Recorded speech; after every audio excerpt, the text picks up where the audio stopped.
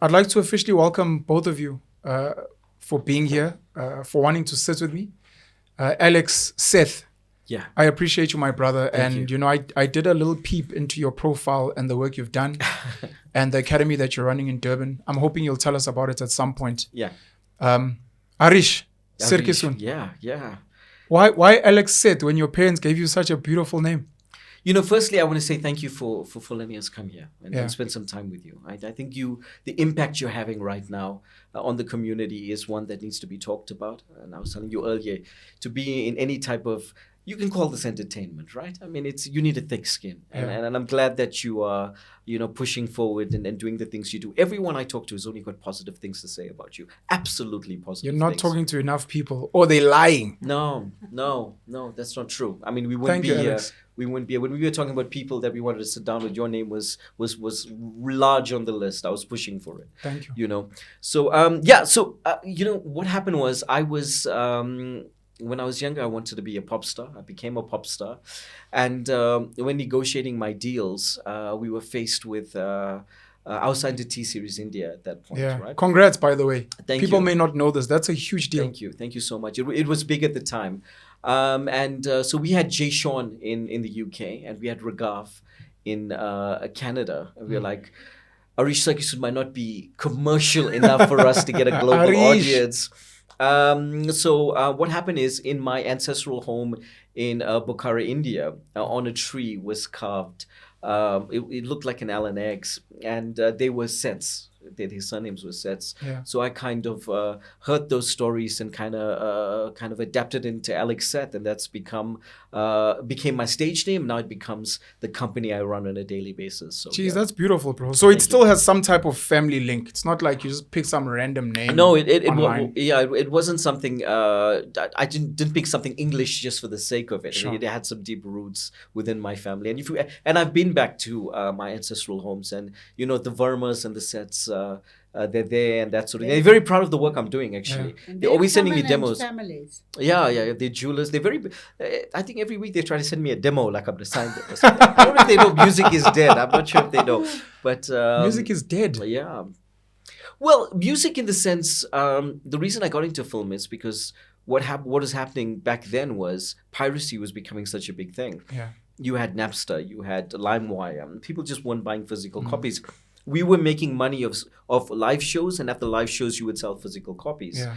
And then what happened is the business model changed, and then we had to change, and it just didn't become financially something that was, As you wanted viable to as it do. used to be. Yeah. We didn't want to do it anymore, so we started scoring movies at first. Then I started producing them. Then I started directing them. So it was that type of scaffold, but it's all God. It really is. Jeez, thank you. Destiny. It really is. Mrs. Shameen, Thakur-Rajbansi, I'm really honored to have you here.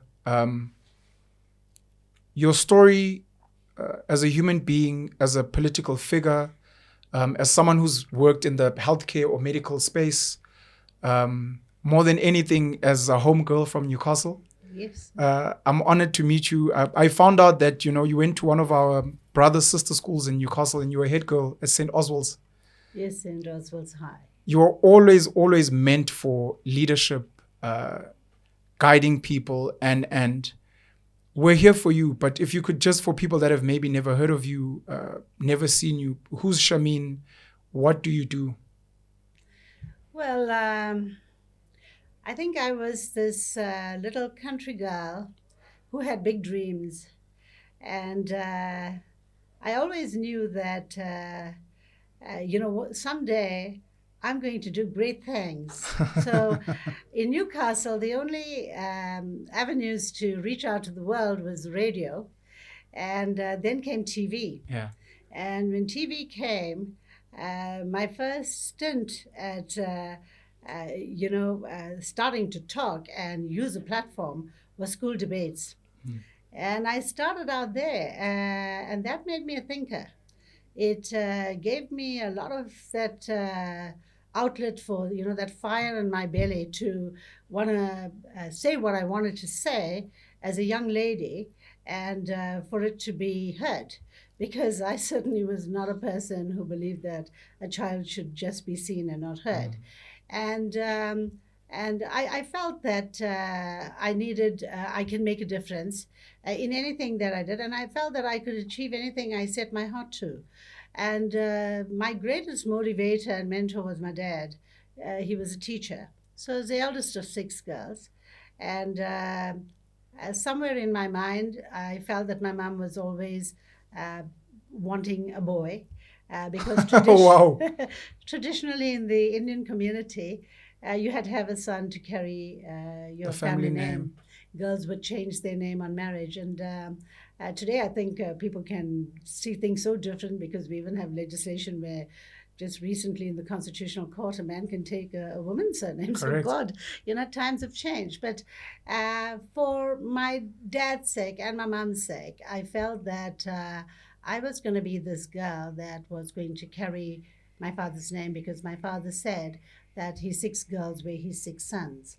And he got taken away from us very tragically when I was only 17 years old. I'm sorry. Yeah, so there I thought that, I had lost, the only role model that I knew, but I didn't think for a minute that my mother, being so conservative, would be equal to the job. And she mentored us after that. And my dad wanted me to be a doctor, but my mom wanted me to be a pharmacist. And because of the stereotypes, she just thought it was a good job for a girl. And I wanted to be a lawyer because of my debates, because I felt that as a lawyer, I could take on the government. I would know the law. I felt that that was a requirement to be a good politician, that you need to know the law well to actually use the law to defend yourself and your communities. But my father thought that I'd go to Robben Island, and he said, "No, you just you just say anything and everything, and you would get yourself into a lot of trouble." So the thing is that I went to university, and eventually I followed what my mother wanted me to do. I then practiced in a very low socioeconomic area in Phoenix. And I grew to love the community because the community was one that reciprocated very well to wanting good health care, but at the same time, in the counseling sessions, they had a lot of problems. They had a lot of social problems. Correct. And then I realized that I could become very rich in this community just selling medicines, but it wasn't going to solve their problems. Yes. They had bigger problems. And then I started engaging on those problems, and I realized that, hey, I needed to find the representatives who can help them, like the councillors and the MPs. And when I got hold of them, which was after a while and a struggle, I realized that they didn't even know how to help the people, because we had just gone into a democracy that time. I had opened my practice in 1990. Then by 1994, we fought the first elections. And as my patients started telling me their problems, because everyone was so excited that we're now into a new regime and we're going to get everything done for us, but the problems were there. So I think the new MPs and councils, they were also finding their feet and sort of trying to get used to this new way of governance. And they too were trying to learn how and who's going to help people, the people. And then I said, no. I think that this is the right time to do more than just sit behind a counter and make money. And that's when I decided I'll fight elections. And many parties were also asking me to be part of their party because they saw I was doing community work and engaging with the politicians.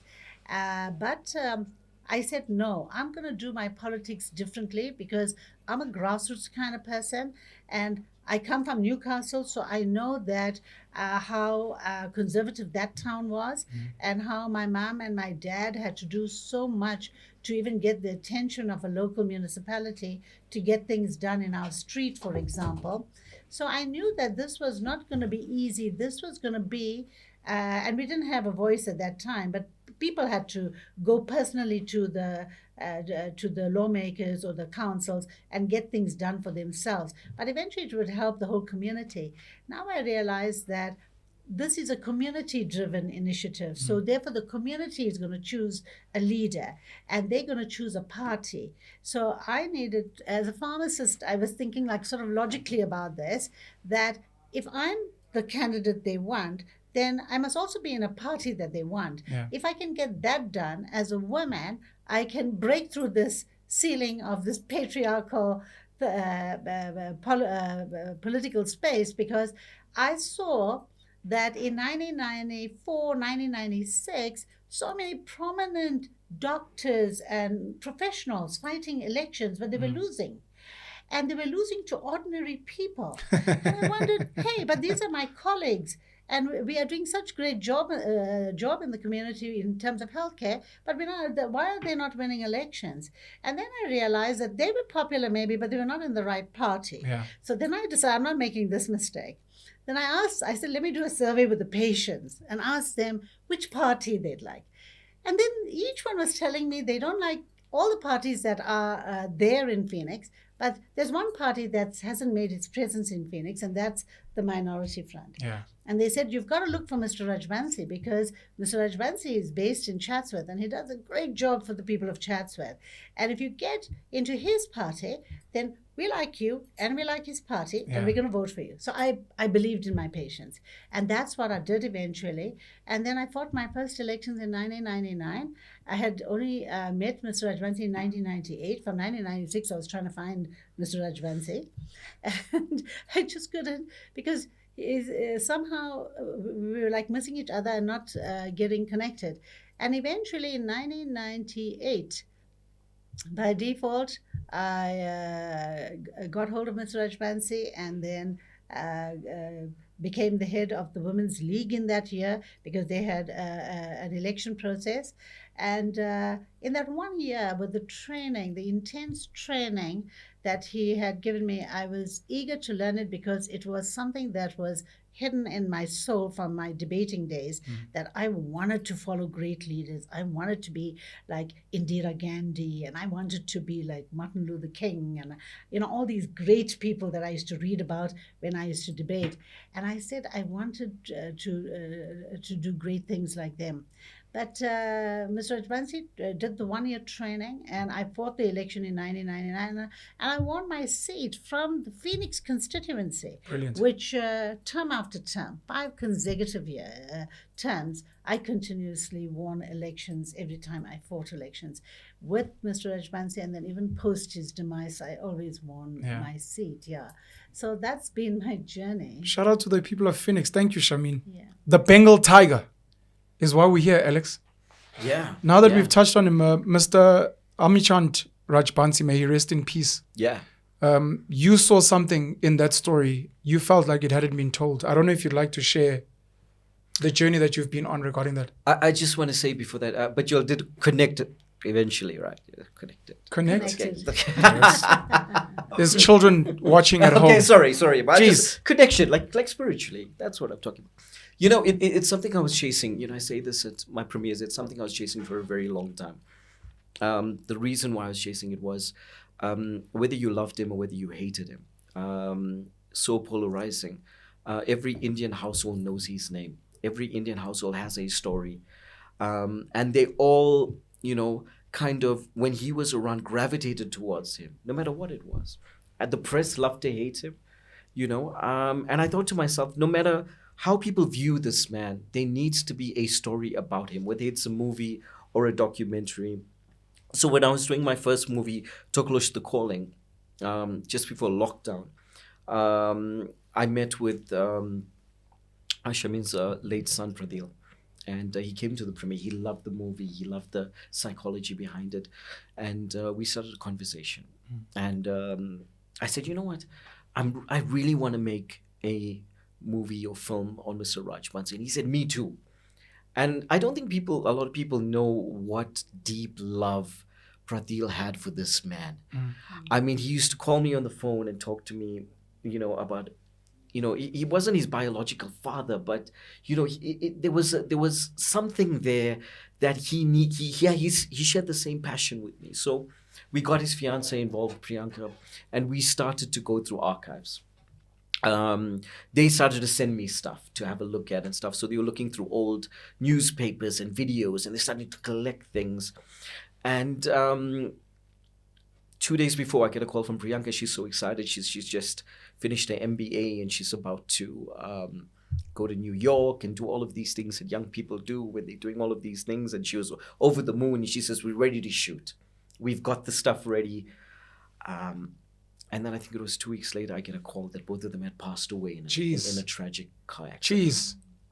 And the halt of that, or the impact of that on both of us, was, I thought to myself at that point, I mean, how does Sham recover from this? I mean, I was thinking to myself, this is, to forget the documentary, forget all of those things, how does she, on a psychological level?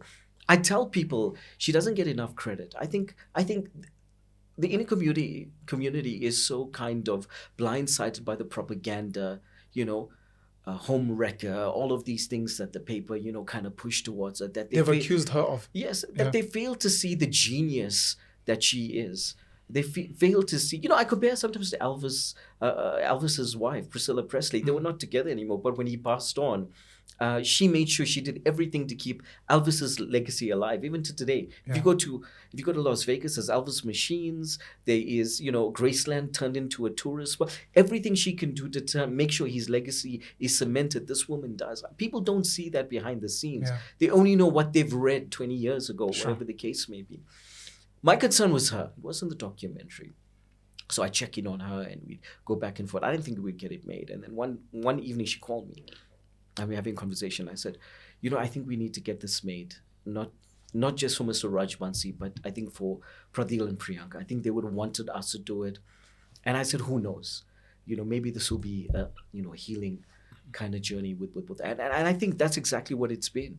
I think you and I have been on some, it's been, the last 3 years have been some crazy ups and downs, but we got it done. And I think this premiere tour is actually showing us, how much support this documentary really has. After the first premiere, the next morning, my phone was just buzzing the whole day. I had to put it on Do Not Disturb because I had so much work to do. Because people are coming back and saying, and I don't think it's isolated to Mr. Rajbansi. I think we as the Indian community, we like to write books, right? Lots of books. But the new generation, they don't read anymore. Their attention span is not there. We need more visual. We need more documentation in the visual form. And I think that's what I aim to do. I aim to kind of take sung and unsung heroes. I mean, how many people have fought in the struggle that you will never know their names? Of course. I mean, course. people's grandparents, their pictures hanging on the wall, and it's a story that no one will ever know their sacrifice. Those It are the stories we need almost to seems tell. like it's intentional in how some stories are suppressed. We need poster boys, right? Yeah. We need poster boys to tell our story to Yeah. the rest of the world. So we need a face. But I can tell you that those faces would not exist without the people behind them that made that happen. The people who scaffolded them to that point. Yeah. And those are the stories we need to tell, or from every cultural point of view.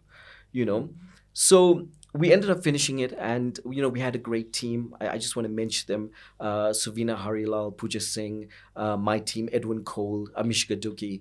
I mean, we kind of all got together and made this thing happen. But for me, it's a story that when people leave the cinema, they're not just going to know the politician, they're going to know the man, and they're going to know a little bit more about him and how he was a career politician. He cared about the community. If you look at something in the documentary, even before he was a politician, he was a PRO for Clover. And he used to bring the community of Chatswood together. And the Hayes Connaught did a count of how many people were there. He used to organize it himself. 78,000 people Jeez. at those grounds. He did it himself. And he was meticulous about everything. He was a marketing genius. I want people to leave that cinema or that theater going, wow, we had that wrong. And if you didn't like him, walk out going, this was a good documentary. Sure. Something like that. Okay. Before I get back to Shameen, I guess for people that don't know, the name The Bengal Tiger comes from where? Why would you name the documentary after that? And what is the hope for the movie or the documentary itself? Well, it's a term of endearment, isn't it? I mean, affectionately known as the Bengal Tiger. I think Sham can take you more through it. Yeah, Sure. the media gave him that name actually. So the Bengal Tiger, it's a very well-known, popular animal in India. And it comes from the Sundarbans part of India. And this tiger is very special to Indian people because it's a fierce tiger. It's always lurking in those estuaries and all that there. And it can pounce on you at any time. But there's a problem with the tiger because that tiger was becoming extinct. So it became a big Indian program to try and propagate those species so that it doesn't become extinct. So in that way, that tiger is a very protected animal. But also in our culture and all that, like you would find with some other parties, they have certain animals that on their logos. Same with the MF, it has a tiger logo. And all that has come because the media then pushed this animal quality onto Mr. Rajbansi because they looked at him and he was courageous and he was fierce and he would go head on into matters and he'd make sure that he would never give up and he would fight right till the end till he got what he wanted. So I think that sort of fierceness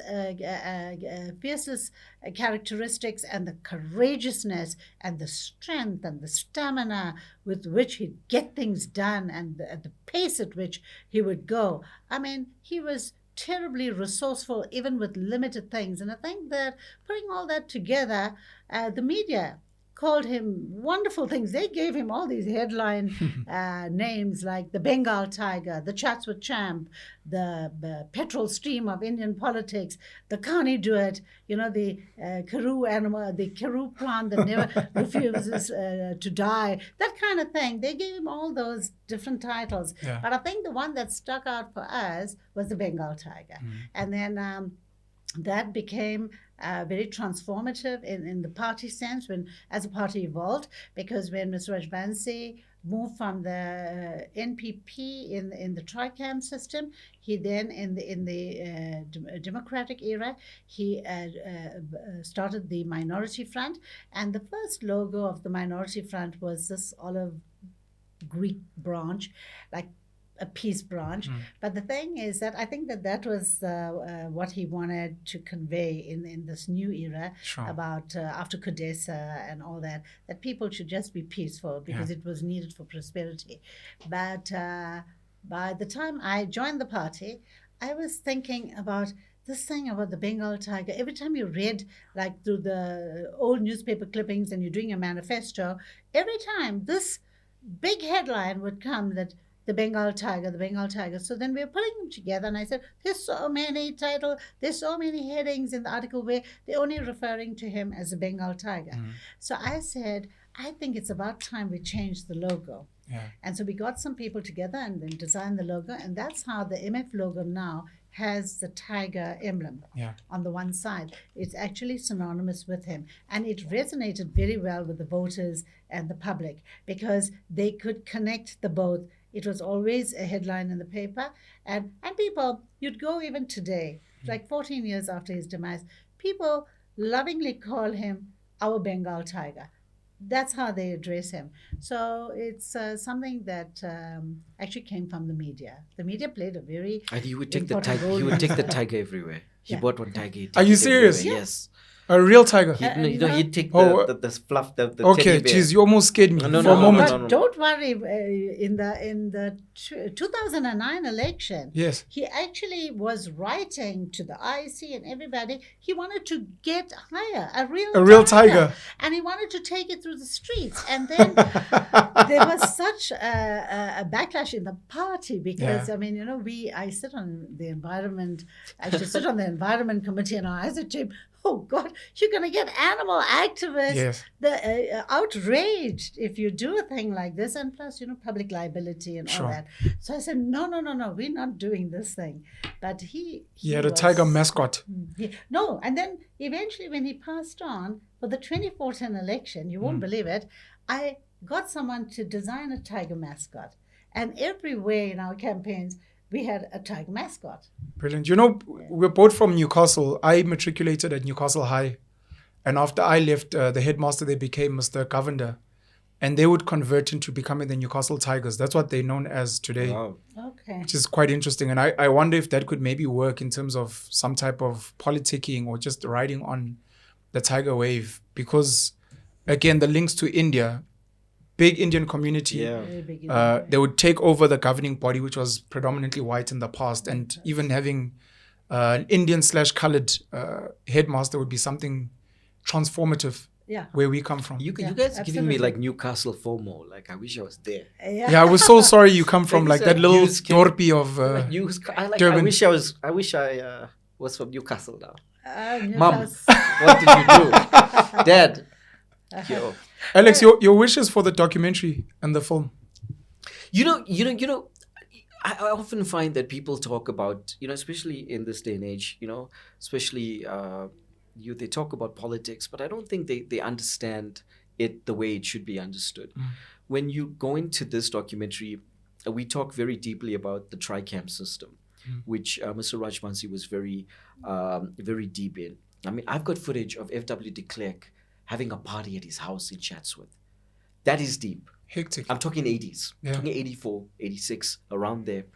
And I don't think a lot of people know that. I don't think a lot of people knew how deep he was trying to negotiate with the apartheid government, how he was trying to get them on his side so they could make little changes, so they could find a way to make communities better.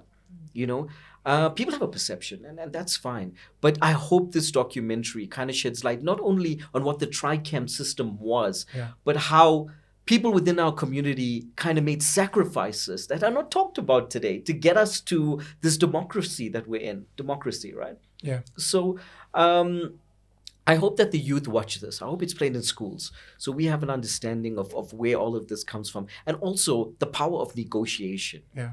I think Is the sometimes- documentary for the Indian community? No. To tell their story? It's not about the it's about the man Rajbansi and his mark on a country. Okay. As a whole. As a whole. Not just fighting for the Indian community. I've got footage of Mandela at his house. Yeah. And Mandela giving some great words about how he stopped for a second to admire the greatness of Mr. Rajbansi. Yeah. It is a documentary where if you didn't know anything about Mr. Rajbansi, my mom watched it, right? It's 2.5 hours. She came to the premiere. I talk a lot about my mom and my bread. She watched mom it. is good. I didn't expect her to watch. So she said she's like, "I'll come for half an hour. It's too long." Sure. She watched the whole thing, and as she's coming out, she said, "Every single person in this country needs to watch this documentary." I went home and she's texting me. She's like, "This was so great. This is amazing." And that's a type of kind of response we're getting everywhere. Yeah. We thought it might be too long at 2.5 hours. Sure. Just keep in mind, I've got 9 episodes that we this is the cinematic cut. I've got 9 episodes, 9 hours long of interviews and that sort of thing. This is a 2.5 hour. It was painstaking to cut it down to them. But I think I've watched 3 premieres now. We've probably done about 500 people so far in cinemas. And I've been outside the whole time. I'm not going to watch it again. I've watched it 20 million times. There's only been a handful of people that have come out to pee and they go right back. Sure. No one has left the cinema. And I think that's what's amazing about it. I want people to leave the cinema being a little bit more educated about politics, a little bit more educated about the man, Mr. Rajbansi. Are you That's it. hoping that it can inspire young people to maybe Yes. become more politically active? So, Yes. so for example, it's a movie about a great man that we've lost, who was part of or who led the Minority Front, used to lead the National People's Party, etc. Are you hoping that young people please come watch it because you're gonna learn something you didn't know before, and it's gonna spark something that you weren't aware was there? Yeah, it's a movie about ambition. It's a movie about perseverance. I mean, it's really, really that sort of thing. If you want to know where to start, Yeah. you need to. I mean, if you look at the way he handled politics, I mean, he would stay up to 2, 3 in the morning just thinking about how he could help the community. What's his next move? He had this typewriter, right? That he would type letters all the time to the press. He would just write letters all night, all day. He was that type of guy. And I think politics misses him for that reason, is that I don't think we get too many career politicians anymore. I think we get politicians for kind of like the wrong reason, maybe. Yeah. And I think, but he really, from the time he was young as a referee, the only thing he wanted to do was help the community. And I think that type of, if someone's watching him as a man, not as an Indian, or, as a man, and the ambition and the perseverance, I think that carries a lot of weight. Thank you. Shameen, what are we missing about the Indian community as South Africans? By South Africans, I mean the majority, 80% black. I know colored people are trying to have a voice now. I think they're about 8%. And of course, the 8% white who used to dominate the country, the apartheid government, the British before, and even now, many accusing them of still having a stronghold on the economy. What are we missing from the Indian community? What is the Indian community trying to communicate, and what should everyone else be listening to? I think the Indian community has been docile sometimes when it comes to politics because they're so busy trying to contribute in every other sector, but in a silent way. Yeah. And I think it's just the way they are traditionally, where they don't make a big thing about every little thing that they're doing. These are all milestones, but it adds up in the end. A documentary like Mr. Rajbansi shows you those missing gaps, because the thing is that, he cut his teeth into politics from 12 years old. He had already started working with great stalwarts like Moses Mabhida, Robert Resha, Nkosi Albert Luthuli, Madiba, from his Clearwood days, from his school days. And a lot of that history is not known and it's not covered. So when you look at the documentary, you will see how he mobilized the Indian community because he felt it was a gap. He felt that they needed to make an effort to make their voices heard, and they needed to have good leadership. So currently you would find that is lacking after his demise, and people say it all the time that they long for another Rajbansi. Yeah. They long for a person who can speak out for the Indian community and get them like their rightful place, whether it's in the economy, whether it's in our culture, whether it's to add to our diversity. But we know that Indian people bring a lot to the rich diversity of the community. And Mr. Rajbansi was hell-bent onto ensuring that there was social cohesion. He was hell-bent on being a nationalist first rather than a patriot, that people just use those terminologies so loosely, because he knew that every Indian is a nationalist first, because it comes from our ancestral roots. Remember, we come from indentured stock.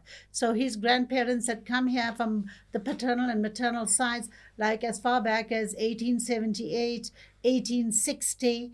And he's had a rich ancestral background where they came as just ordinary workers, carpenters, farmers, etc. And all that, had challenges. So he watched that as he was growing up. And I think the biggest challenge was the Group Areas Act, which he abhorred. And he went into politics strongly because of that, because his family was displaced from Clearwood. And for the Indian community, stability is very important. Today, when you look at our governance and our government, and you look at race-based laws, Mr. Rajbansi started the Minority Front, and he realized that from the Tricam, where he was trying to get a foot in the door and to break that system from the inside. And you'll see very clearly in the movie about the strategy, because he worked with Madiba for many years, many years from a child. And Nkosi Albert Luthuli, he knew much more about ANC stalwarts than ANC people today know about their own stalwarts. I can imagine. And they would call him. He was the only person allowed to come and lay the wreath at Nkosi Albert Luthuli's gravesite in Groudval, because he knew him from a child. You see, so and at Robert Resha, when his remains were brought back to South Africa, Mr. Rajbansi, out of all Indians in the ANC, he was the only one allowed to give a speech because he knew him. Yeah. He had worked with him. So the thing is with Mr. Rajbansi, so little is known about different parts of his life. Yeah. I think the movie brings all that together, and the fact that he really wanted social cohesion. He's a nationalist. He wanted to make sure that South Africa was a superior country. It was and could be even more superior than others, because we needed to compete as a nation, and that there was supposed to be no color. Everyone was supposed to do their share in making us a big, prosperous nation and a respected nation. And that's what he was always fighting for. And he didn't want to see discrimination. So discrimination is a thing that hurts people deeply. But for some people, it hurts so deep that it pushes you into politics, because that's where the laws are made, and that's where you're going to get social justice, you're going to get economic justice, you can just get human rights there, and therefore you pushed into it. I just want to say one thing about the actual reason why I was so determined, even myself. Mr. Rajbansi, it was about the group areas, and when his family was displaced and moved out of Clarewood and put into Chatsworth, and he realized then that he's leaving teaching and he's going to go into the local affairs committee and he's going to do what it takes to get these group areas out, and he's going to fight the racist Durban City Council. That's why he went into LEC, even as a poor person with not a cent in his pocket, but he went door to door and got his vote and got into that place because he was going to fight for the people. For me, it was when I was being taken for a debate. I was being brought to Pietermaritzburg because I used to take part in what was called the Jan Hofmeyr Freedom Speech Contest. In those days, today it's the Alan Payton speech contest. Sure. But that was a contest where you could speak your mind and you wouldn't get into jail. So I used to represent Northern Natal in the finals for those debates. And when I'd come to Pietermaritzburg, I was only debating as an Indian girl against white boys who had come from the private schools in Maritzburg. But I would speak about anything, and it was always a political speech that I would make to a purely white audience with white judges. And I'd be placed second, but I knew that it was going to happen. They could not place me first. Sure. It would have to be the other. So the thing is that once when I was being taken by my teachers to Alexander Boys High, it was winter, and Newcastle, Ladysmith and all that, absolutely freezingly cold. Freezing, yeah. And my teachers stopped in Ladysmith and at the Wimpy, and they gave myself and my friend some money and said, go and buy some chips or tea or something like that. And they went off to fill petrol and stuff. So then we got into Wimpy, and like a young child, I didn't think. I saw a cord, but I just walked straight into the one path to the counter. And then there was a big size white man there, and he says, you're in the wrong queue.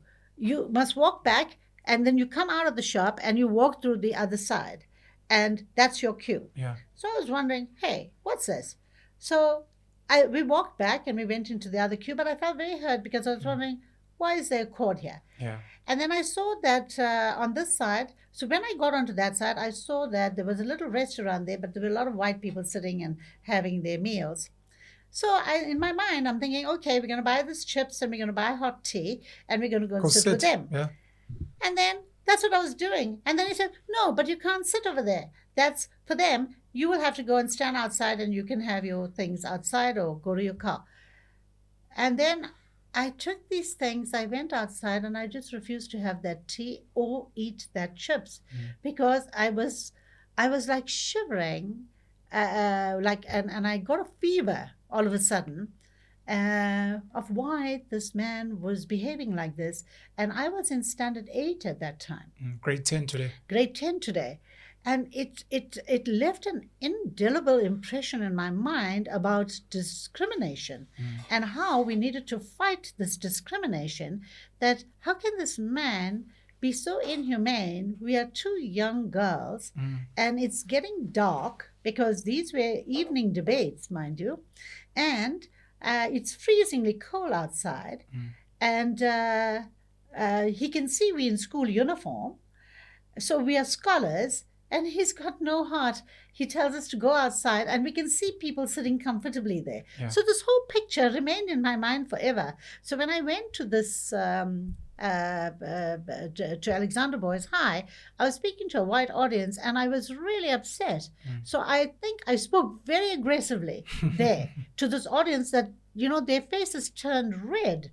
But it was because I was seething with a lot of anger about what just happened to me. And I told my dad when I got home. And my dad said, well, from today, I'm going to take you to the other debates that are coming. I won't even leave you with your teachers, but I will come and be by your side so that you're not upset and all that kind of thing. And he says, anyway, I don't know, what were you saying to them? I said, Dad, I actually went off script. Because I was saying some other things. And I said, even when the impromptu came, they give you an impromptu as well as where you don't see the topic. And you just have to speak off the cuff. And I said, even in the impromptu, I spoke about the difference between black and white. I picked a topic like that because I was so upset. And then I told him a mouthful because I was just trying to get rid of this anger. But that made me say, no, I have to do this thing someday. I will go into politics and I'll make sure that I will fight discrimination all the time wherever it rears its head. Yeah. Jeez, thank you. I think all communities, if I can just jump in here, Pen. I think that you've got youth that are very interested, but they don't have the tools. Sure. There's no training. There's no one that's going to take them in and say, this is what you need to do. And I think what Sham is doing right now with this new school that she's opening, she wants to train youth from different areas. It doesn't matter which area you're from. Okay. And teach them really political training of how they can get into local government, how they can make a change. Teach them, give them the tools of how, because I think there's a lot of dynamic youth out there that can make a difference. They just don't know how. That's correct.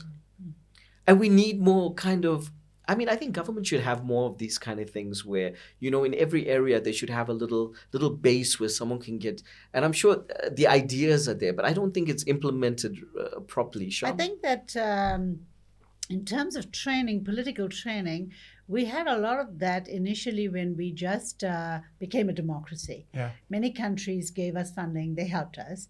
And thank God I got into politics at the right time because I was a person that liked training. So I used to, in our party, I was in charge of it. So the training and the research and policy making and all that. So I loved that part. And I tell you, we took full advantage of the different governments that offered it. And they offered it across the board to all political parties, sometimes as individual parties, but at other times they would bring all parties together. It was really a great system. They don't do it anymore. So today, to get into politics, you need training. And that is why you're getting so many people coming into politics, but with no training, and then they make, they make more problems than they should be solving. So the thing is that I think one of the things that we are going to do now is this training school, which I launched in December, but with the movie coming, I didn't make it operational, but we're going to do it now. And then also I'm launching a new podcast of my own. Well, I launched it in December, but we got the recording coming up now, which is called the Tigress Talks podcast. I love it. Yeah. So we'll get you on. And we're going to get you on as a guest because I'm just saying, you never mentioned at any point that Mr. Rajbansi was your husband. Yes, he was. Because I was like, Tigress, why? Yeah, Tigress. Because now what happened? We didn't want anyone to know. Yeah. Hey, No, keep it a secret. but people, you will find some MPs. They used to address him as the tiger, lovingly, and then they would address me as the tigress. Until now, that name persists. So whenever people see me anyway in the community or my colleagues, they will always call me Tigress. The Tigress. So that name stuck, and then you see how you get names now, right? And then we also repurposed, not repurposed, I would say, we redid or redesigned our logo, which we're going to launch tonight. So it's a sleeker looking tiger, looking more like a tigress now. Hey. So that's a new thing coming. Well, my thing, if I can jump in there, is I wanted Shameen to kind of step out of Mr. Rajbansi's shadow a little bit. Yeah. And kind of make the minority front her own. I mean, when she inherited it, it kind of like people often associated with Mr. Rajbansi, obviously, But I think now moving forward, I think the vision for it is for it to be more youth orientated, and for her to have her own vision of what that party means now.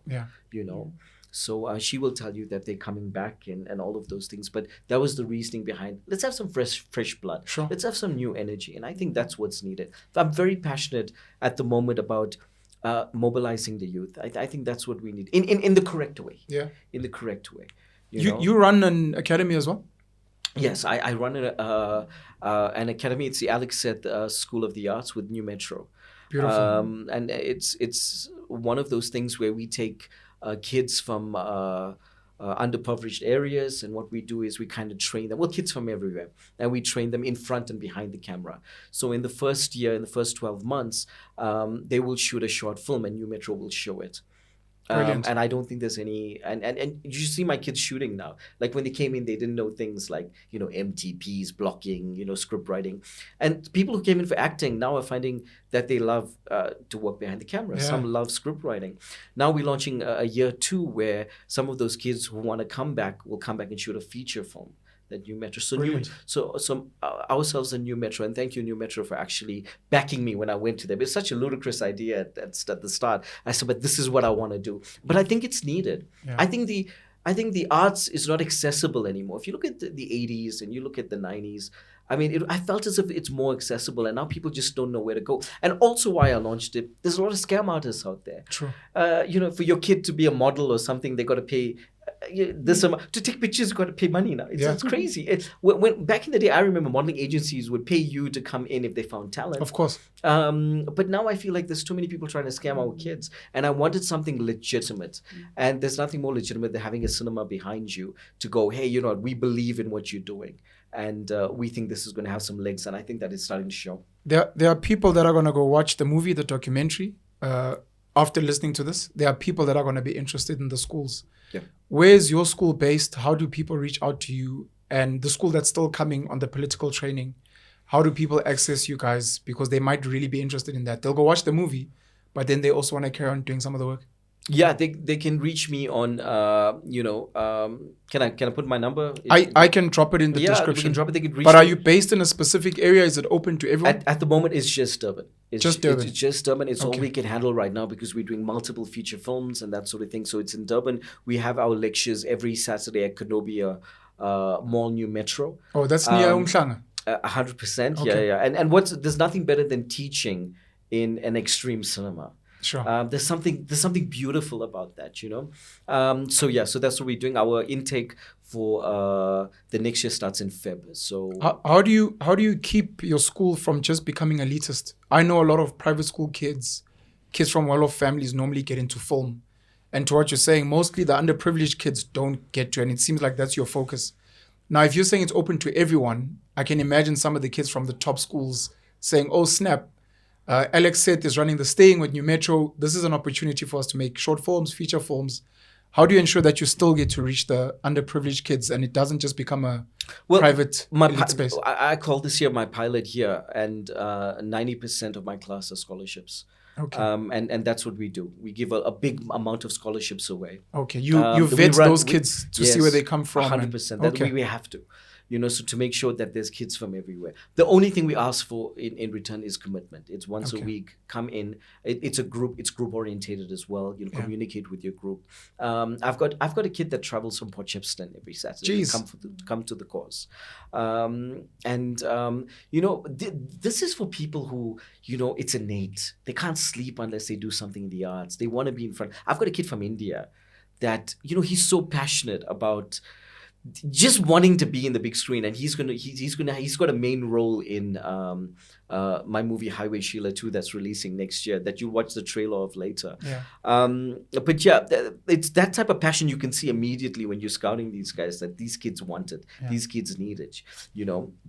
So yeah, I think it starts at my team is passionate. Thank you. You know, my team is passionate, and I think that without that type of passion, nothing works. You know, I make sure we're on time every Saturday at 8:00. In fact, we're actually leaving tomorrow so we can make a lecture on Saturday. Sure. So we committed to it, because I think that when you commit to something like this, in order for it to scaffold, you got to give it 110%, 100%. Brilliant. Shameen, your school on political training. So my school on political training has to be one of a grassroots nature. Okay. Because our main focus has always been to churn out grassroots politicians, people who live amongst the communities and people from the downtrodden and the vulnerable communities. Because we've realized for a long time that only certain people or well-connected people can get into the big parties. True. It's not for the ordinary man. So if you look at the history of the NPP or the Minority Front, Mr. Rajbansi always ensured that it was people from the community. If he could make leaders of them or politicians of that caliber, they will be the people that will build trust in the community and they'll give back to the community. So that's the approach that I'm taking with this training school, because I realize that countries have pulled out, they don't train our people anymore. But the thing is that I'm following the trainer model, because if I've been trained, then I must give back to my communities. And that is all communities. This is everybody and anybody. So I have been liaising with a lot of people who are going to help me, even in the former African townships, our townships. And what I'm going to do is that my training school is going to be a very mobile school. Yeah. So which means that I'm going to use halls or libraries or whoever wants to help us. Existing infrastructure. Existing, yeah. Why, have one place where everybody can't get to that place? My whole aim and purpose is to go and seek out those leaders and those people with potential. So I'm going to go to their halls, their community spaces where they're comfortable, set up, a training space and train them for free. I don't want to make money out of them. We've had to pay money for this kind of thing, but I'm going to train them for free, because for me, it's about knowledge is for sharing. I want to do that. That's going to be our party legacy, because it's always been. In fact, if you look at Indian politicians per se, in every big party, each one of them, or even if they form their own party, they will tell you that they have been part of the MF. They only came in because of the MF. They would have never seen the light of day if they just went to a big party like that. Sure. So we've been that breeding pool, And Is your focus, also Durban? Not Durban. Okay. Everywhere. KZN, even here, because Mr. Rajbansi did great work in Gauteng. In the old Transvaal, in the NPP. Yeah. I mean, his biggest constituencies out of the 8 HOD constituencies was Lenasia. He had 3 big constituencies there. He developed places like Fordsburg, the Oriental Plaza, all the halls, all the facilities, amenities, like 25,000 houses in like 3 years. Jeez. For the Indian community, Lodium, Lenasia, all these different Indian townships in Springs and all the other areas. I mean, and the training colleges for the teachers, the clinics, the welfare services, all that have been part of HOD legacy in Gauteng, for example. So people here know him. It's just that we don't actually come out a lot to campaign here because we have money constraints during the elections. Yeah. So if we were given a lot of sponsorship, I mean, I'd go to every province where Mr. Rajbansi has done great work, whether it's Cape Town and Rylands or Malabar in East London. I mean, he's built beautiful townships for the Indian people. But today we're in a democratic country, and Mr. Rajbansi always wanted democracy, and that's why he went into TRICAM and then made sure that he went alone with his own party post 1994. Although Madiba told him, come and join the ANC because his home is the ANC. But he said, no. I know Indian people and I know how they think. I'm going to make sure that minorities are first comfortable in a democracy before I tell my people it's all okay now. Until you don't protect all minorities properly, then how are we going to get the social cohesion going and everyone caring for each other? Sure. So that was his main aim. So that's what the training school is going to do. It's going to get people all together from all race groups. It's going to train them so that they get recognized, but they get recognized with good political training where they'll be able to stand their own and they will be able to take on other people. So it's not about, it won't anymore, I don't want it to be about money anymore, that people can just say that, oh, South Africa must go the way of slate politics. We got a lot of money, we can buy our seat. No, it shouldn't be like that. It should be that I have the ability, I'm the capable person, I'm the person that's right to go and do this work. That's how it should be. So, and then, you mentor them of what other training they need to do. You career path them that maybe you should do something in law, maybe you should do something in environment, or you should do something in health, and then use that specialized field of Yeah. knowledge and then get into politics so you can make a good politician.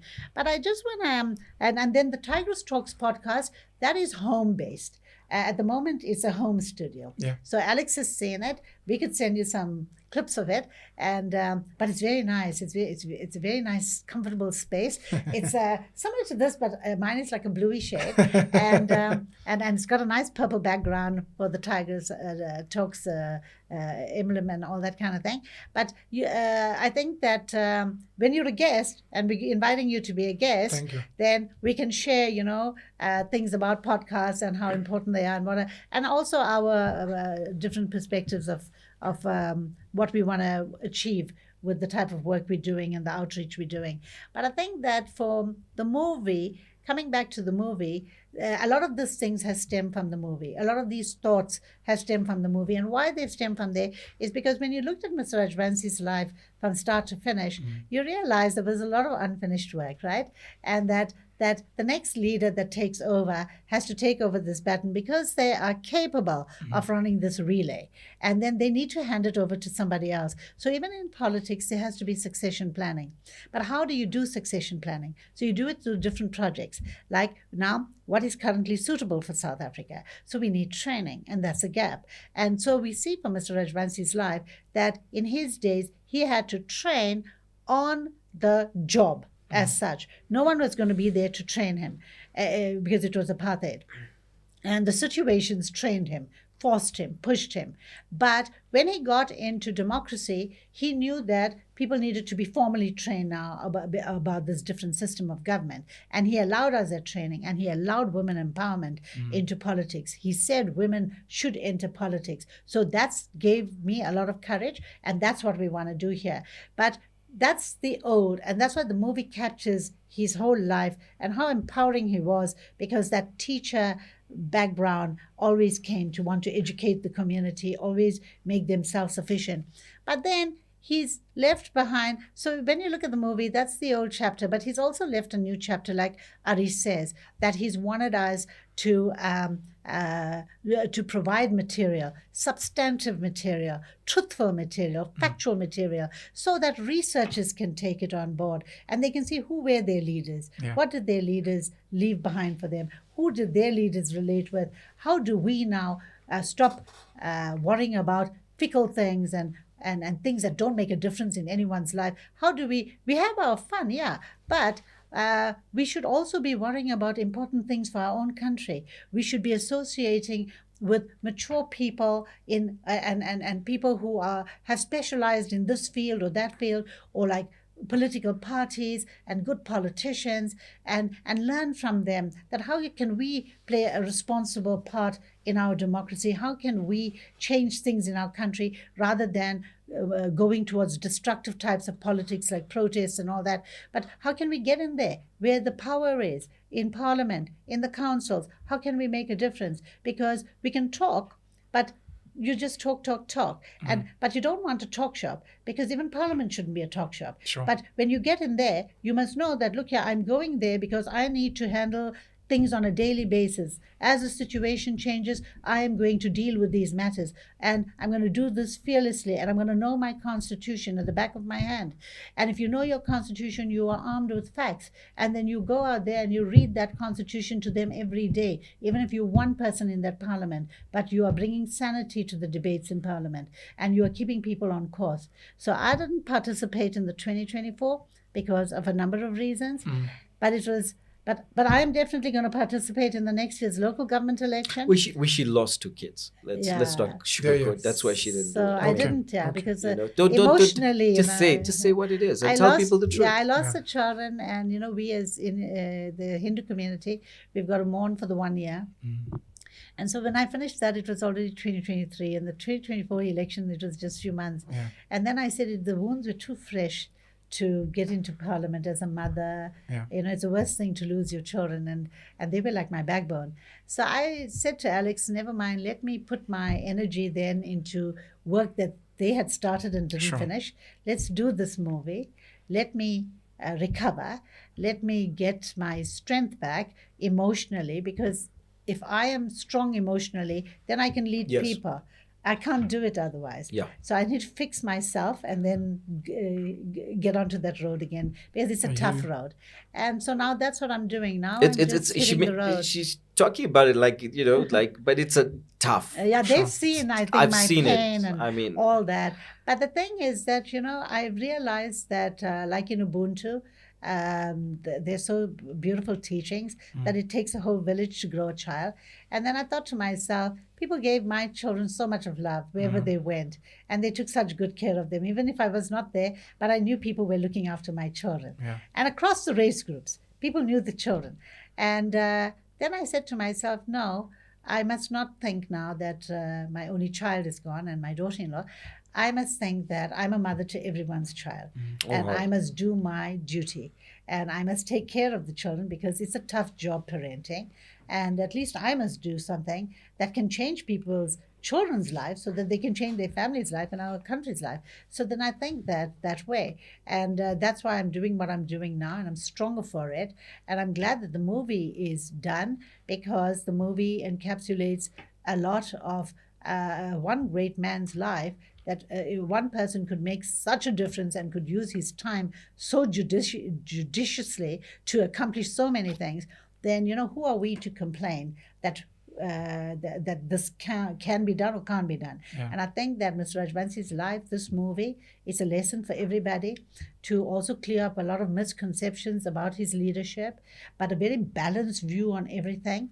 And then to think that this is not an easy life. We should also appreciate our politicians, and we should support them when they're doing the right things. Yeah. And we should, of course, criticize them when we don't agree, because that's the right thing to do. And that it's a give and take along the way, but it's a participatory democracy, and we must grab every opportunity we get to keep our country on track. And I think that this movie is going to do a great job in that sense. And hopefully then for the students of politics, the researchers, and the general public, it'll be an eye-opener that they must start focusing on what matters now. We mustn't complain about on the periphery. We must get into the thick of things, and we must take the opportunities that are given to us.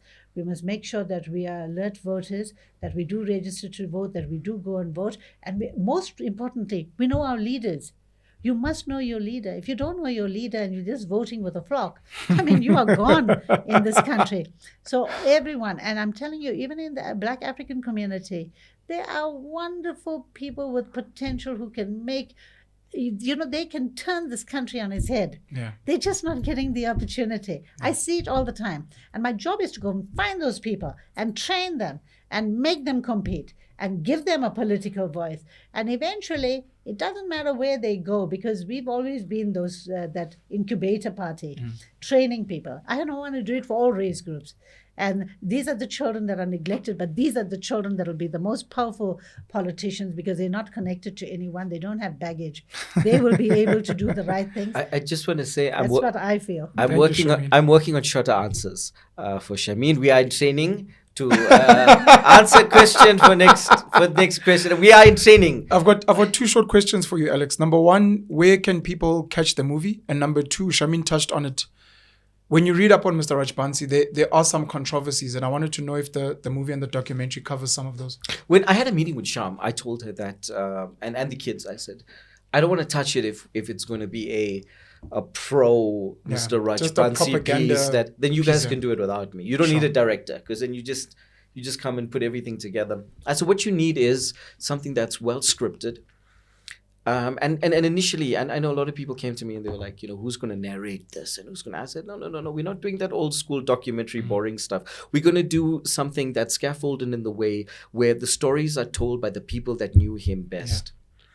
Yeah. And what I love about what we did was we included everything, good and bad. Sure. I talk about the James Commission.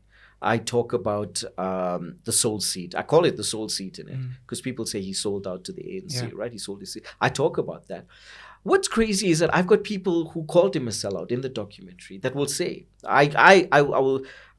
they say in the documentary, I called him a sellout. And what's great about it is in retrospect, when everyone looks back on the life of Mr. Rajbansi, they go, he's just a man who did the best he could in the context that he was given. Sure. You I know? think Mandela gets the similar label as well, called the sellout because we didn't go to war but trying to make a compromised decision on behalf of what's best for everyone. Yeah, Yeah. 100%. And so at first I thought the idea was going to be met with resistance by everyone, because I went in there with, like, they were yeah, let's do that. They said, it'll give a chance, if everyone is talking about the controversies, it'll give a chance to clear up some things, but also let the public know what it is, because when you type his name into Google, there's a lot of stuff there, but there's not an explanation to it. A nice thing that I love is when he gets slapped at the trade center. I've got it in there, by AWB member. Jeez. And a lot of people know about it, but they don't know the context around it. So it's things like that we've got in the documentary that's so interesting. My partner on my other movies, Dr. Raj Singh, where we business partners, he called me after he watched this one. He's not involved in this, but he called me in the morning and he said, I walked away. I thought I knew Mr. Rajbansi. And I just want to tell you, this is an excellent piece of work. And he loved the balance. It wasn't just all, beautiful roses. It was really told by the people, good and bad. And that's what I love about it. Thank you. Where can people catch the movie? They can catch it at Cine Centres. They can catch it at Suncoast. They can catch it at PMB Cine Centre, and they can catch it in most Numetros. Okay. Most Numetro cinemas. In Numetro, you can catch it in Joburg. You can catch it in Cape Town, and you can catch it in Durban. Durban, it's everywhere. All Numetros. Even the new Gateway one that's just opened. They've opened this beautiful cinema in Gateway. It's state of the art. I had a chance to see it, and our movie's going to be one of the first there, and it's quite an honor to have it there. Sure. So at the opening tomorrow, it's going to be Shameen, I'd like to ask your personal views on the movie. I know it's a personal project for you, but when you watch it, how do you feel about it? Like, outside of everything else, and people must go watch, and how does it make you feel? I think when you sit back and you watch it on that big screen, it's very emotional at times. When you look at the courage, the resilience, the times of pain, the times of disappointment, and so many things that Mr. Rajbansi used to teach me about how do you survive in politics. It was coming back.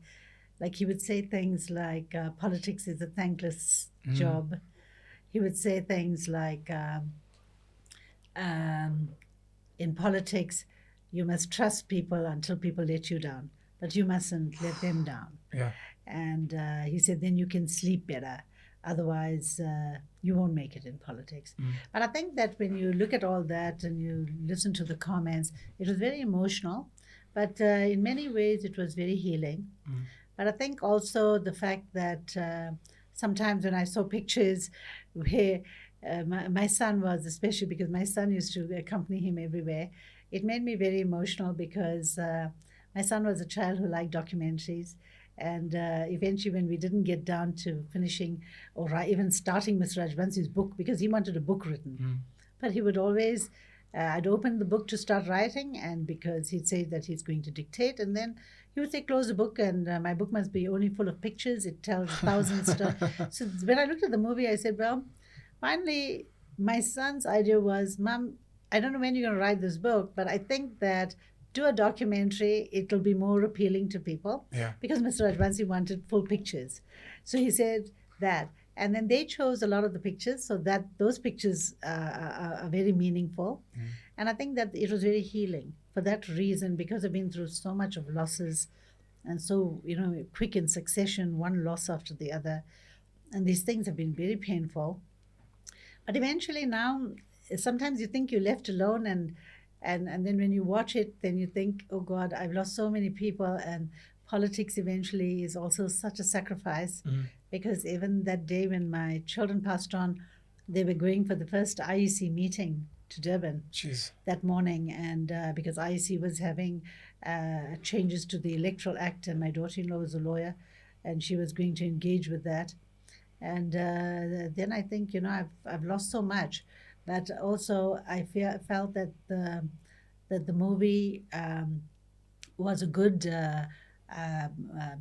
way to honor Mr. Rajbansi, to honor his life, to do my duty, not only as his wife, but also as his colleague who sat next to him for many, many years in the legislature and worked tirelessly with him in the community. I felt that it needed to be documented. It needed to be an inspiration and motivation for a whole lot of other people in the community, that these things can be done, but also what is life, what is the complete life of a politician as a human being, and to try and give politics a human face. And I think that that's what it did. I've got a few personal questions, but I need you guys to first answer if you're proudly Indian. Because if you're not, then the questions don't matter. I'm proudly Indian. Proudly Indian. Alex? Yeah. I'd like to hear your thoughts on a couple of matters. And I apologize for bringing this here, but I think it should be educational. Number one, what happened in Phoenix during the riots and people being gunned down? I'd just like to hear your views, number one, and also your understanding of what the Indian community took of that, with black people being shot in Phoenix back then. Well, I think that in that one, what came to mind was the different riots that Indian communities went through in this country. Yeah. I first thought about I was sitting MP at that time for KZN, and Phoenix was my constituency.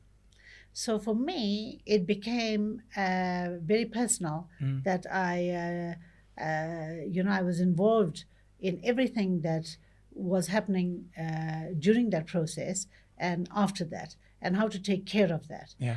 So I learned a lot from Mr. Rajbansi's teachings of the 1949 Cater Manor riots. And obviously, Mr. Rajbansi was a little child then, but he had a lot of memories of that and how to handle these types of riots when he had to deal with the 1988 Inanda riots, 1987-88 Inanda riots. And Mr. Rajbansi was in the House of Delegates then, and how he had to go in there. And his main aim as an MP at that time, he said, was to make sure go and bring calm in the area and to bring peace amongst the communities. Because obviously in these riots and the genesis of these riots is always third forces. He always taught us that never take it that Indian people hate Black African people and that Black African people hate Indian people. He says, don't ever look at it on face value like that. It looks like that. And that's a perception people want to create. But behind it, there'll be a lot of politics. And he said, it's always a politics of fear.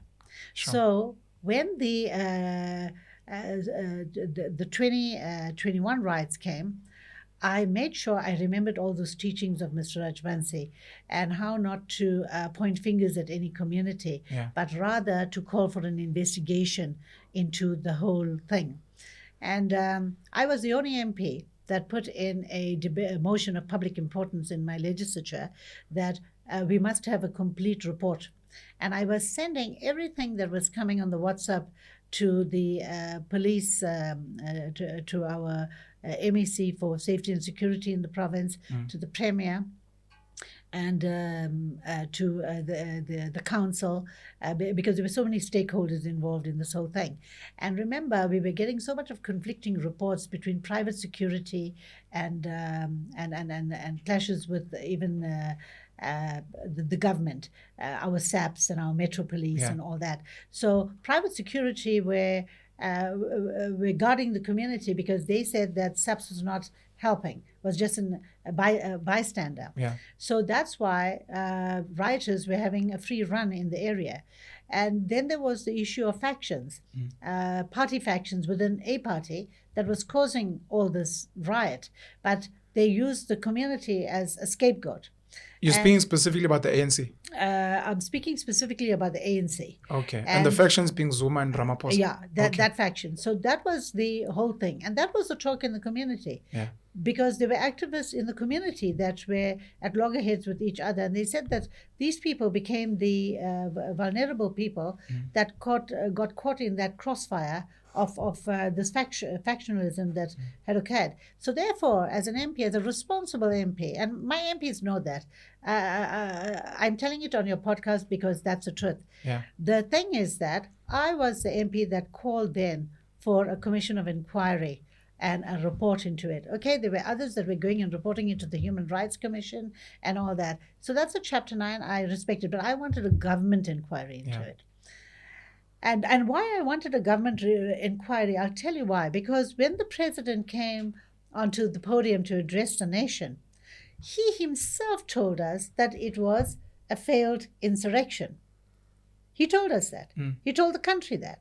So I said that if this is a governance and a government failure, then now this is spilling into affecting businesses that were being looted and society, people that were being hurt because of because my idea of politics is a samosa kind of thing. Hey. I'm an Indian. Proudly. So, proudly Indian. So it's government sits there on the one corner of the samosa, business sits there, and society sits here. The government, the president is telling us that this is a failed insurrection of his own presidency. My duty as a nationalist, not a proud Indian, but as a nationalist South African, was how do I save my country? Because my president is calling out for everyone to help him because he's saying that the government, there's going to be a regime change. But it's failed. We're holding on, right? I'm a sitting MP. What is my responsibility? Hey, who's going to be the fall guys? It's going to be the business community and it's going to be the society because now this violence has unleashed onto everyone. And let's see how we're going to control it.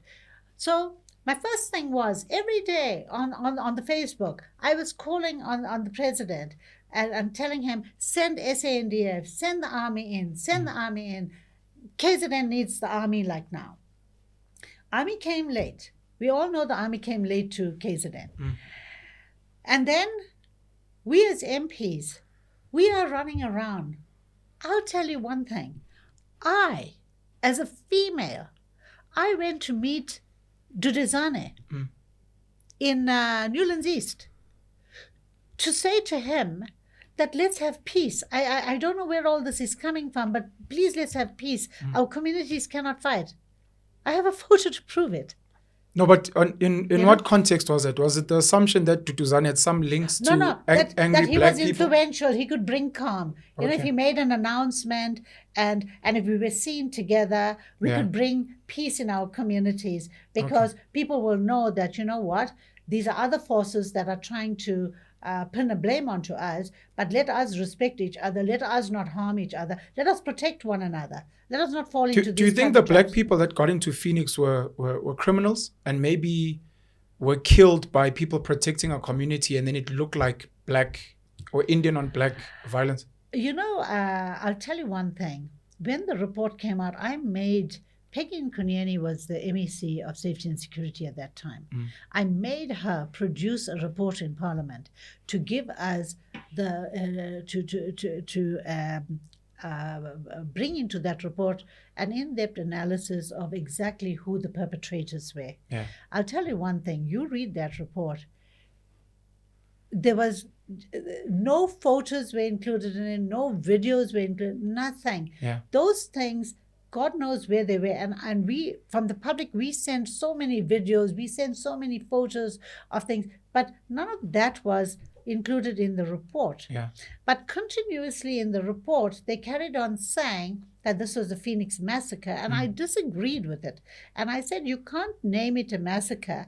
Okay, I'm not a person who will tell you that I don't want to use the word massacre and thing, but I just wanted first for us to get right what was the cause of this problem and why did it have to, why did the communities, both our communities, neighboring communities, I worked many years in bringing social cohesion. I want to tell you, in Palmview, that same place where all this violence occurred, across the river, there was a Mauti there and Zwelisha. They were my two favorite townships. When I'd have a function, a social cohesion day in the Reach River School, those communities will come to our school and our communities from this side will come and all the because the children were going to the same school.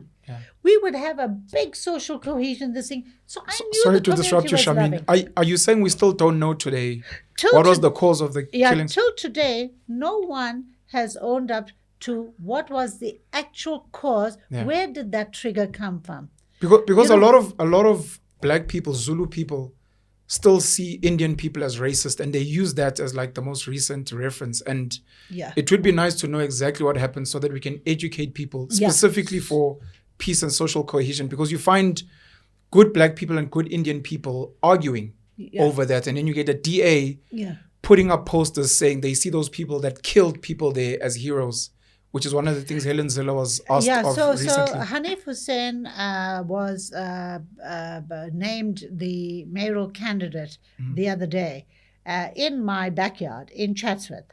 So I think the movie is making people step up to the next election.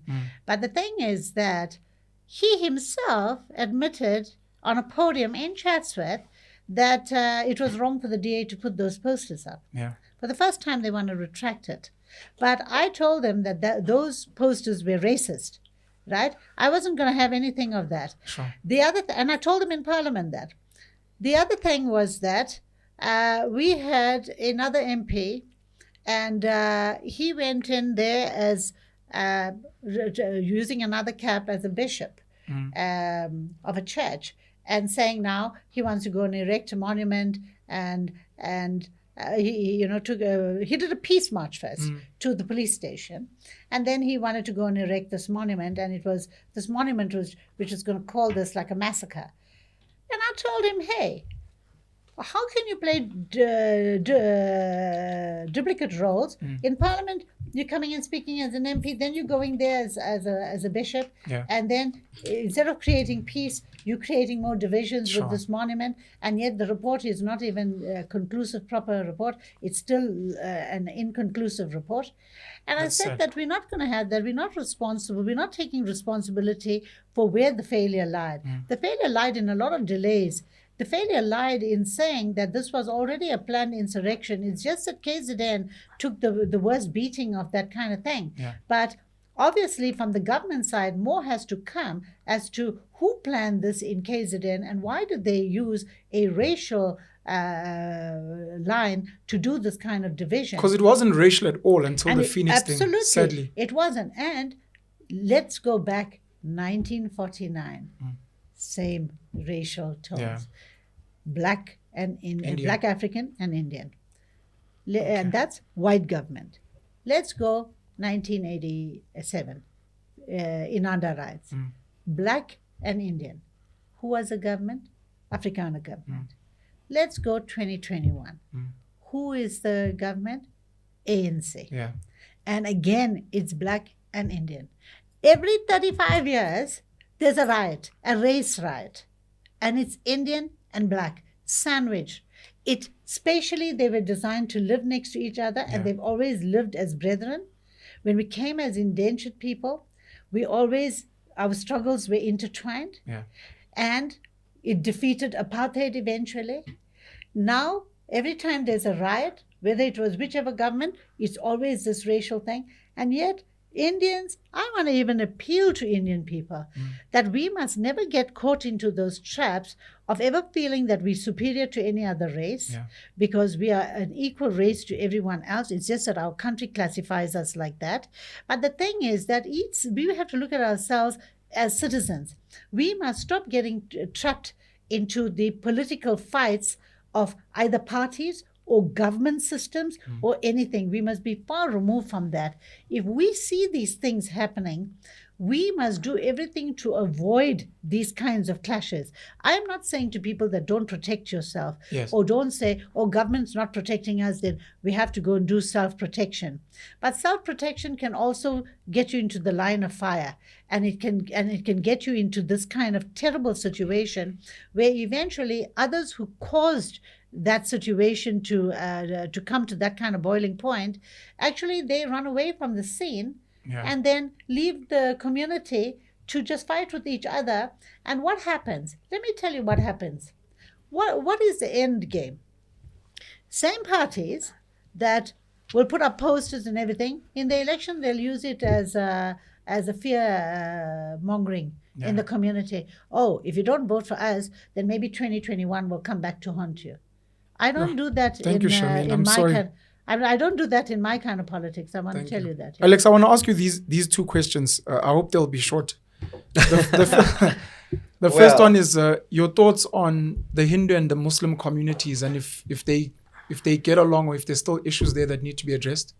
And then the second one is your views again, or views that you've heard around drug problems amongst the Indian community, specifically in KZN and more specifically in the Durban area. And then we can close off the sit down. I think that sometimes the Muslim community, you got to admire them. Yeah. I mean, I think there's a brotherhood there that's amazing. You know, they support each other's businesses. They make sure everyone is scaffolding. You know, and I think they're rooted in that religiously. I think there's something there that keeps them very much intact.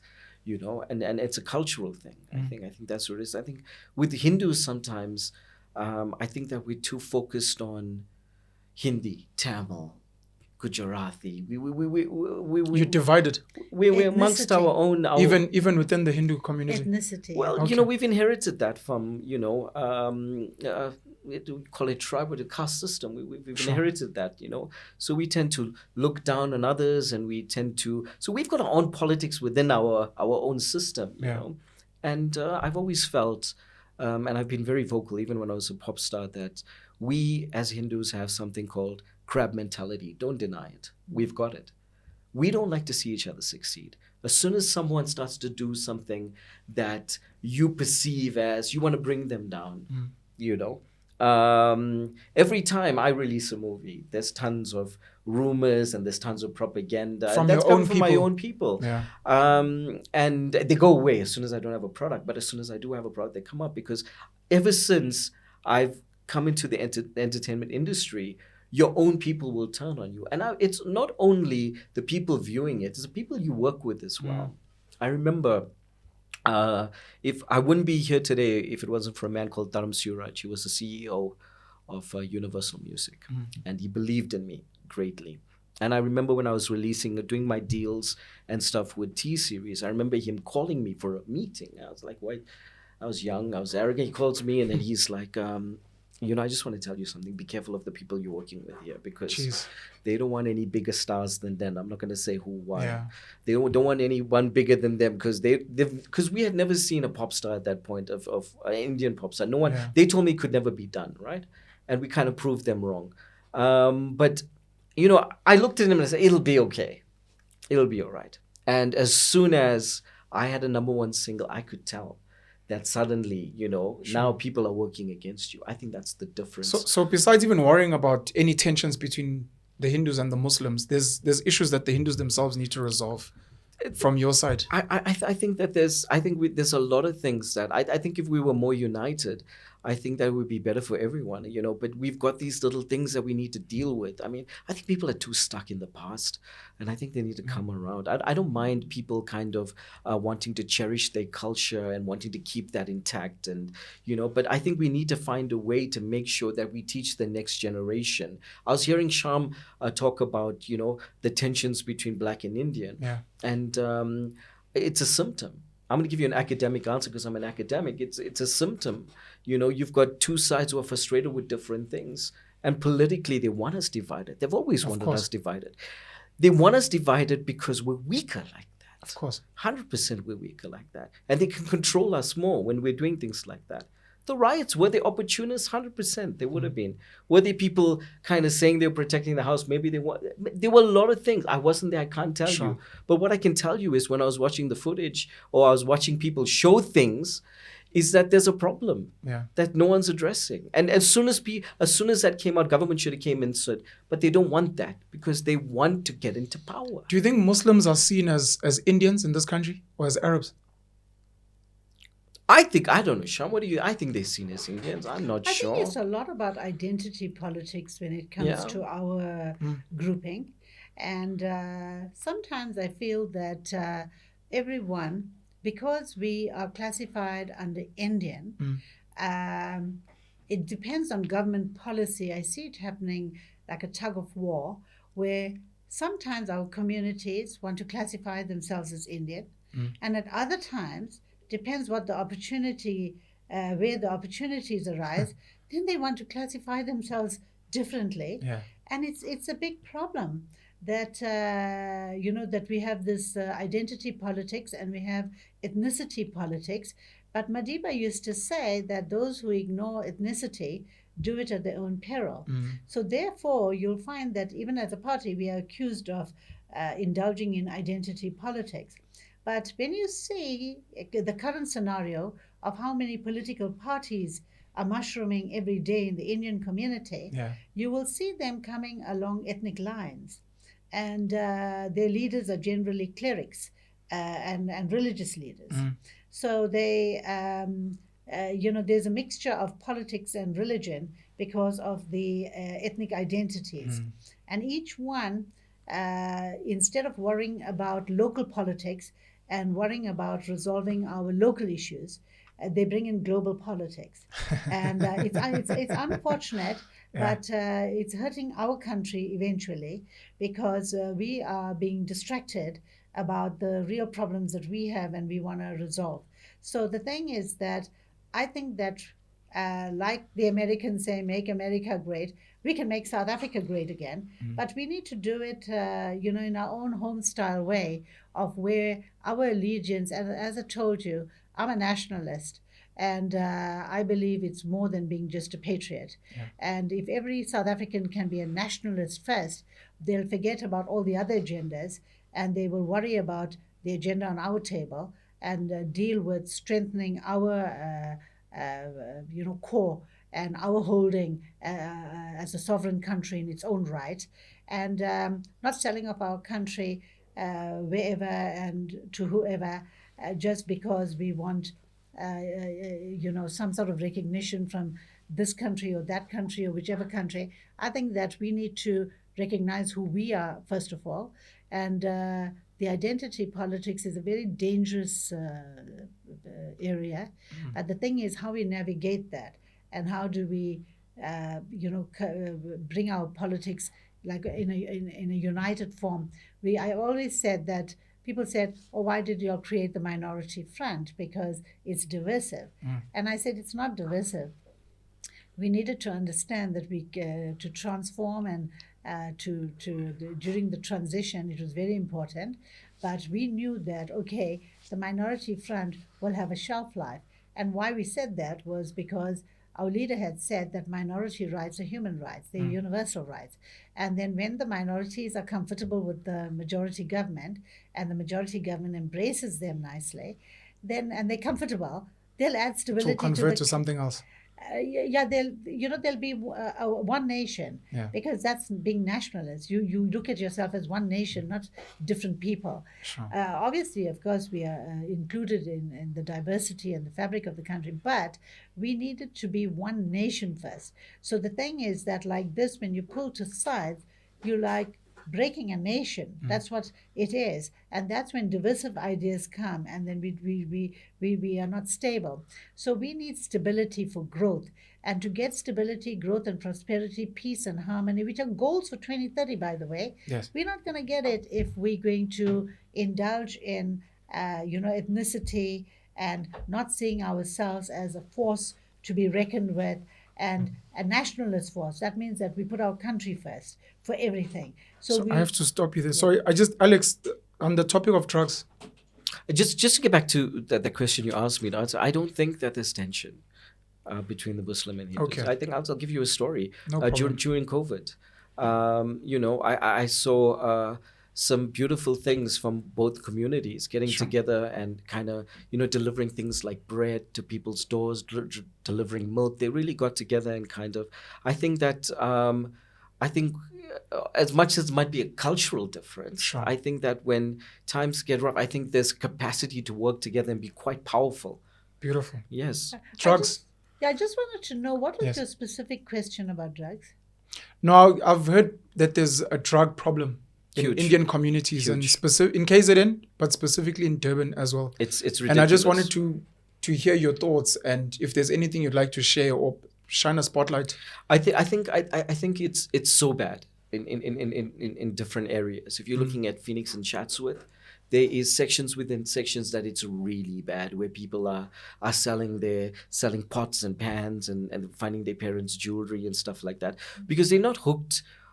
I mean, it's not just, I mean, they're doing some crazy things. I mean, they're doing rat acts and all of those things mixed with the drugs, and they're becoming quite dependent. What is it? Is it poverty? Is it something else?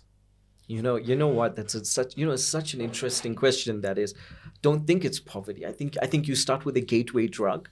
Okay. And then you just just for fun? Just for fun, and then you're chasing something different. You're chasing that high, and you're trying to get to that next level. And somehow someone says, "Hey, let's try this." Sure. If you watch the Charlie Sheen documentary recently, you'll see it. I mean, he's got everything, but he's shooting himself up with crack, Sure.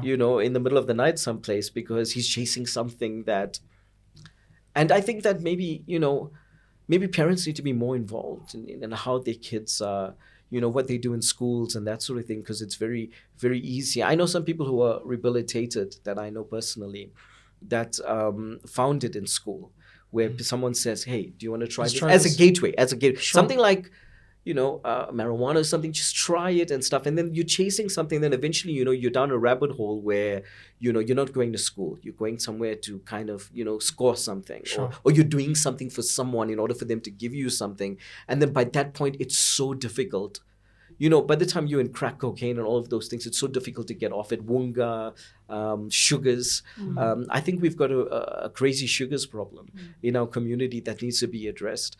And that starts with government. I mean, we need to put proper places, like rehabilitation places, which are free in our sections to deal with those sort of things. We also need to put educational houses within our schools to make sure, I don't know if you remember, Pen, when we were in school, we used to have a big drug drive, say no to drugs, this and that. We don't have that anymore, I think it right? came from America at the time, and then it became a global. It became a thing, right?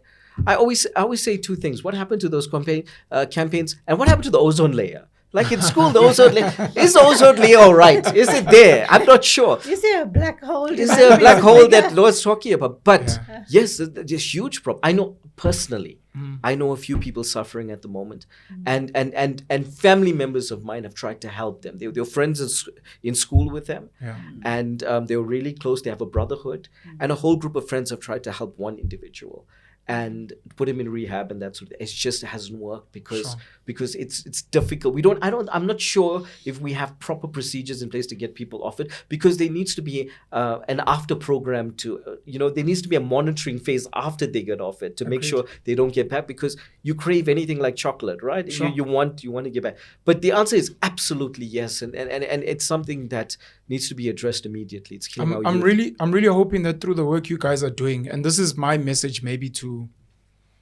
I'll say the Indian community for now, Durban, KZN, but for everyone else, you've got two amazing people, young but not so young. Yeah, but she's looking great. She's looking amazing. You're running a program to say, look, you don't have to do drugs. You don't have to get mixed up in rubbish. Come learn how to work in film. Yeah. You don't have to act. You can work behind the scenes. You can do script writing. You can do etc. 100%. We are available for you. There are scholarships available. Yes. Here we're saying, look, if you're a young leader or if you're a budding leader, if you want to just make the world better, maybe you have a relative who's got some type of issue. Yeah. We're going to be offering political training. Come and learn what happens so that you can make your society better. We are here. We're trying to do that. And I guess the gateway drug becomes, please go and watch the movie. Yeah. The Bengal Tiger. In 1-2 minutes from each of you, just closing remarks on the movie and anything else you want to get off your chest. 2 minutes, huh? Yeah, Just keep 2 it 2 minutes. minutes. 2 minutes. I think that I just In want to training. tell people that I was the first drug-wise counselor for Phoenix in my practice. Jeez, brilliant. And I did that specifically to deal with the sugars problem that had arisen there. So I know full well about that. But drugs is no way to get anything done. It's very destructive, and our youth must desist from it. And I think that there has to be a bigger role that is played in awareness about drugs, but also law enforcement to reduce the accessibility of drugs and rather move more towards medicinal use of proper, responsible use of drugs. Sure. But for the movie, I just want to say to all your listeners out there, Pen, thank you for giving us this opportunity to showcase the Bengal Tiger, the Rajbansi story, because it'll be a great story for everyone to watch, and it'll be a great story to tell, a good story to tell this time, I must say. But I think that people must come and watch it for themselves, and they will have a very balanced view, I hope. They will take away a lot of new ideas and a lot of inspiration and motivation of how to really get things done and how the tough gets going when things get tough. And I think that in that way, let's see the new leaders coming on and how that improvement is going to go. But I think with shows like yours, podcasts like yours, we at least have the opportunity to engage. And the more people that watch this podcast, I think that they can learn a lot of things in a lot of areas of their life. And come and watch the movie. And I hope you enjoy the movie as much as we put a lot of energy into producing this movie. But the fruits of it has to be enjoyed by the viewers. Thank you. You've lost a lot from my side personally. I'm really sorry about your son, your daughter-in-law, your husband. You truly are a tigress in how you still are so positive about change, about giving back, about making society better. To me, at least, the tigress of Newcastle. To everyone else, I guess the tigress from Bengal or of the minority front. Shameen, thank you so much. Thank you. Thank you. Alex? I don't want to talk about the movie. I want to make a statement. Sure. I want to say that it's going to get, with social media, with integrated schools, it's going to become very, very difficult to divide us. It's very difficult. I've got a class full of kids with different races. I was the head of AFTA for a long time. Oh snap! Let them know. Business. I was the head of their business, and I had students from all different walks of life. And let me tell you something. It's going to get really difficult because you can't dupe them forever. And this new generation sees right through the propaganda. They see right through a lot of things. The most heartwarming thing for me is when I go to, I've got a nephew, he's 6. I go to his school and I see how everyone's playing with each other. It reminds me a lot of my youth. That's how we used to be, just multiracial school. No one was thinking about race and all of those things. But I think with the emergence of social media, shows like this, shows like yours, and things that are happening, they're not going to divide us forever. We're going to become smarter. We are becoming smarter, 100%. Arish, Sirkissoon. Alex said, thank you so much. Thank you for the work you've done. Thank you. Thank you for the Academy. We appreciate you. I'm looking forward to the premiere. I'm looking forward to watching the movie. I'm going to ask on your behalf that the entire Indian community goes to watch. Thank you. Not enough Indian stories are told, in my opinion. Thank you so much. The stories that come out is that Gandhi was a racist. The Guptas are Indians that came in and stole money, and Shabir Sheikh and all these. So someone needs to change the narrative and tell the full story. Someone needs to speak about the struggles, whether it's drugs, whether it's internal issues in the Hindu community, etc., because clearly we don't have big voices, which is why Mr. Rajbansi would be a voice, why you would become a voice. So thank you for taking on this project. I hope to see more stories like this. Thank you.